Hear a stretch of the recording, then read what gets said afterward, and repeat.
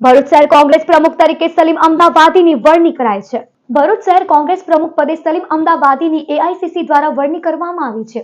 આ નિમણૂક બદલ જિલ્લા કોંગ્રેસ કાર્યાલય ખાતે સન્માન સમારંભનું આયોજન કરવામાં આવ્યું હતું।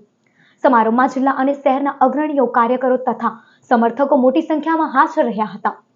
નવનિયુક્ત પ્રમુખે પ્રદેશ તથા કેન્દ્ર સ્તરના નેતાઓનો આભાર માન્યો હતો।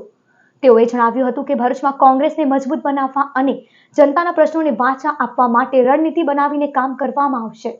જિલ્લાના અને શહેરના તમામ આગેવાનો અને પ્રદેશના તમામ આગેવાનોનો આભાર માનું છું કે મારી નિમણૂક કરી આવનાર સમયમાં ભરૂચ શહેરને સંગઠિત મજબૂત કરવામાં અને ભરૂચ શહેરની અને જિલ્લાની જેવી સમસ્યાઓ છે તેનો ઉજાગર કરવામાં અને જેવી પ્રશ્નો છે સરકારશ્રી સુધી 30 વર્ષની જે સરકાર છે એના સુધી પહોંચાડવામાં સંપૂર્ણ અમે મહેનત કરીશું અને નીચેના કાર્યકર સુધી કોંગ્રેસની વાત લઈ જઈને અમારા પ્રશ્નો સરકારમાં રજૂ કરવાની અમે કોશિશ કરીશું।